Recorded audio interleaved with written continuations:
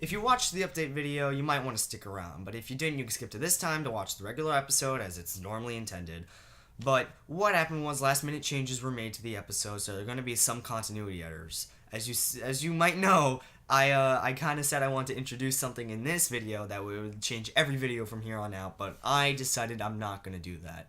And if I seem frantic, or if I seem like I'm rushing, or if the lighting changes, that's because this is literally all the changes were made in one day, and that was the day before the video had to go up. Literally everything that's new, if you see me in a black shirt, that was filmed yesterday, the day before this came out, and videos usually take weeks to make, so that's just why, right? But it's just, I'm not ready for what I want to introduce, and I'm sorry if you were, if you couldn't wait for that, or if you wanted to see something special, but it's just, I think I should stay with what I know for now, and then decide to move on when I'm ready. But right now, I'm not ready, and I still want to upload this video because I worked hard on it.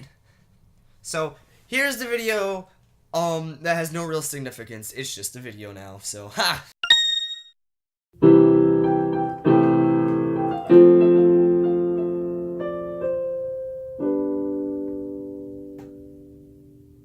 Oh, fuck, I have to make a video.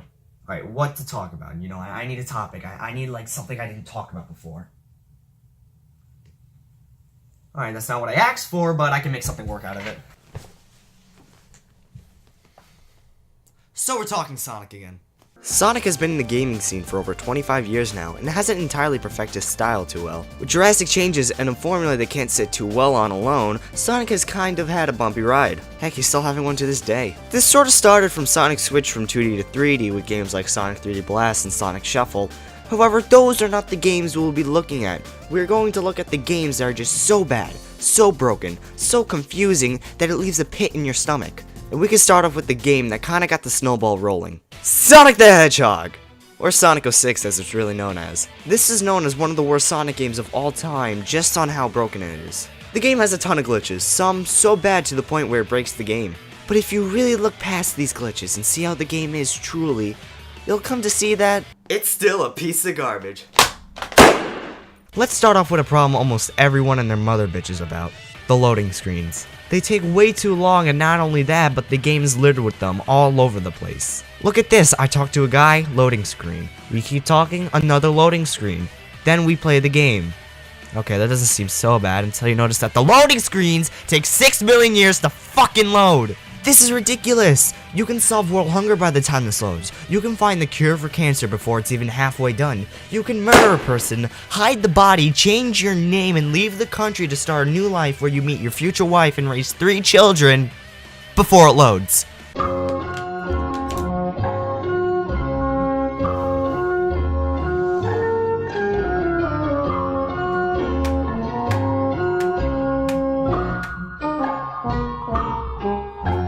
Alright, that's it. If the game won't load, then I can't play it. So you know what? We're moving on.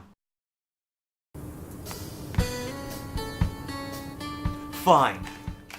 So the game is completely broken. But what else does it have to make it so bad? Well, for one thing, Sonic moves at the pace of a snail with amputated legs. But he's not always slow, because there are certain sections in the game where Sonic will move at 1,000,000 miles per hour, causing you to have little to no control over your movement. But if you think the ground is bad, try jumping. Sonic stays in this arc until you hit the ground, so if you jump accidentally, you won't be able to change your trajectory till you hit the ground. This isn't even the worst part, as when you switch characters, they move so fucking slow. Fucking move it, Tails! You're slower than the goddamn loading screens! But not only are these characters slow, but they control worse than Sonic. Tails attacks using dummy ring bombs, and while it works, it's so inconvenient. However, nothing, I repeat, nothing, compares to Knuckles, as it can be summed up in this one clip. What is this? Get off! What is this? Yeah, it's that bad. I can go on and on about this game forever, like how the story sucks, or how the villain is total cringe, and how Shadow and Silver's campaign is total balls in terms of gameplay. But when it comes down to it, Sonic 06 is terrible, and sets an example on how not to make a Sonic game. So that was the start, and you may be thinking, how could it get any worse? Well, the next game on the list isn't really that bad, but there's one element in it that makes it so just... why? It's the Hedgehog. Sonic Leash has very mixed opinions. Some like it all, while others like only half of it. It's a very strange mix of emotions. And that all has to do with the Werehog, a creature that Sonic turns into when night falls. The Werehog's main focus is combat and slow platforming. Let me repeat that. Slow platforming. Why in any Sonic game would you want him to move slow, Werehog or not? Not only that, but the combat is fucking stupid. There's no challenge here. I can literally match buttons and get the job done faster if I played it normally. The levels for the Werehog also tend to drag on. Solving puzzles, platforming, fighting, mini boss fight. It's too much for one level. But other than that, there's really not much to say in terms of the Werehog. It's clunky and slow. That's really much it. So as I was making this video, there was one thing I seemed to be missing. One thing that kind of really stood out to me. And it wasn't until I realized I blocked this out of my memory, because every time Sonic appeared, you know it meant bad news.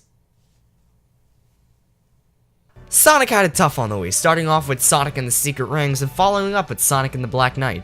These two games are almost the same thing, just with minor tweaks. What makes them the same? Motion controls. Since the Wii was brand spanking new, Sega thought to not only make a Sonic game out of it, but to also give it a newfound control scheme that lies in the Wii remote. The only problem, it doesn't fucking work! In Sonic and the Secret Rings, you're moving as if you're on rails. Sonic never stops, and you're just having to move him left or right by tilting the Wii remote. Sounds easy in theory, but Sonic likes to either not do what you're asking him to do, or he does it in full force. This control setup is the main reason why I had to put down the game many times, and is the reason why I think this game takes the cake for being the worst. I mean, just look at this thing, you can clearly see it's full of lies just by the cover. Sonic and the Black Knight, however, isn't that bad. You're still on rails, but now you get the use of the nunchuck to move Sonic, attacking things by means of using your sword, requiring you to swing the Wiimote. So it's a little bit better than what Secret Rings have to offer, but it doesn't make it good. To put it frankly, the game is just boring. You're just swinging at the right times and possibly doing a town mission. This game isn't terrible, but is in no way, shape, or way good. Sonic only really had one good game on the Wii, and that was Sonic Colors. But we're not going to talk about that. Instead, we're going to talk about Sonic Lost World. The game's backwards. Sonic's Lost World is Sega's way of saying, hey, we can make a poorly made version of Mario Galaxy. And that's exactly what they did. The level themes are ripped straight out of Mario, and the tubular design doesn't really help much with the Galaxy comparison. However, that is not what the problem is with this game. No, the problem here is Sonic, as he's gotten a brand new makeover. Except that one. That's just really weird to look at. Sonic has new abilities under his belt. He can run on walls, double jump, spin dash, use a run button, kick enemies. Wait, did I just say a run button? Yep, Sonic now uses a run button because reasons. This isn't too bad except for the fact that there is an analog stick that can be used for speed control. Not only that, but Sonic's homing attack has been tweaked, allowing for multiple targets to be homed on. Not only is it unneeded, but it barely fucking works half the time. Sonic also feels really clunky in terms of trying to control him. It's almost like I fight with the game for him to do something rather than the game just doing it on command. Not only that, but the wisps from Sonic Colors return. And they all suck. They just suck. No more inputs needed. What it comes down to is this game is hard to control, leading to problems later down the line. The story is also garbage, but it's a Sonic game. You're never really supposed to take the story so seriously. Okay, so you might think you know what the next game is, but trust me, it's not Sonic Boom. The only reason why I'm not looking at that game is because it's a spin-off series, and that I don't own it. You dumb fuck! Let's close out with the newest games in this series, Sonic Forces. I don't own a case. I don't own the case for it,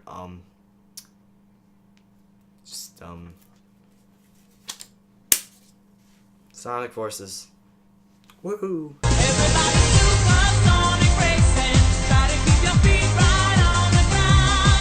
Sonic Forces is like the Sonic 06 of 2017, just less complicated. The story is more simple, and the broken aspects of the game come from one gameplay style, and what makes Sonic Forces not work are the three gameplay styles given to the player. There's Modern Sonic, Classic Sonic, and OC the original gameplay. You heard me right, in this game you get to play as your own custom-made Sonic avatar. I'll tell you, this is probably where you're going to spend most of your time, as a lot of options are given to you when creating your DeviantArt monstrosity. The OC character that, for sake of reducing redundancy, I will name Jim, uses tools to his advantage.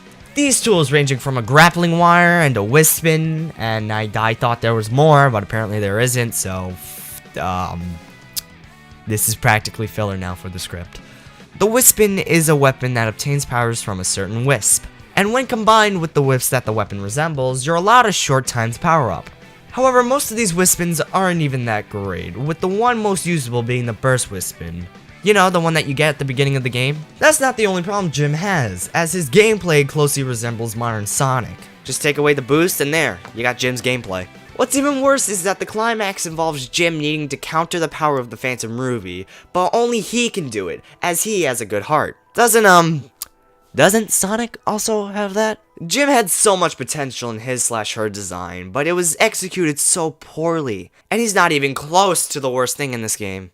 That would have to go to the most shoehorned character in this game, Classic Sonic, but not the one from Generations, no matter what pun might tell you.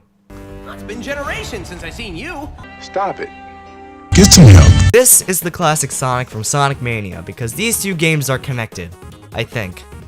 I don't fucking know. Classic Sonic plays like Sonic did in his Genesis days, except that everything that made Classic Sonic works is gone, and we're just left with a broken mess. The physics are so off, and they're not at all good enough to pass as complete. I know a one-to-one recreation of the classic games is hard, but Generations wasn't that bad, so why is this one so goddamn worse? And what doesn't help is that the fans have modified the game allowing for better control of the character. Classic Sonic doesn't work in both the gameplay sense and the story sense, so why fucking have him? Sonic, on the other hand, he's Mono Sonic, just more watered down because Sega felt the need to do so. So if Sonic has had this many problems over the years, why isn't that the character hasn't died out yet? I'll tell you why. It's because of the community. For as terrible as it is, Sonic's community is way more supported than any other fanbase I've seen. They love this character so much to the point where some create their own fan interpretations with the fan games. So when they see flaws in the character, they don't hate it just to hate it. They dislike it because what's presented, it could be executed so much better. Someone took the horrible Game Boy port of Sonic 1 and showed that it could work. That same guy also showed a concept of a mobile Sonic CD port. And the same guy would be responsible for bringing Sonic back to his roots as a 2D 16-bit platformer. It shows that they want to help Sonic back on his feet, and Sega does seem to be listening. It shows that when a company is invested, it does spark creativity, and it does allow for future careers to be made, or future jobs to be, you know, distributed. It's really nice, and I really wish other companies could be like this, you know? Because I feel like left and right, you know, with a certain company, everyone's just being copyright striked for no good reason.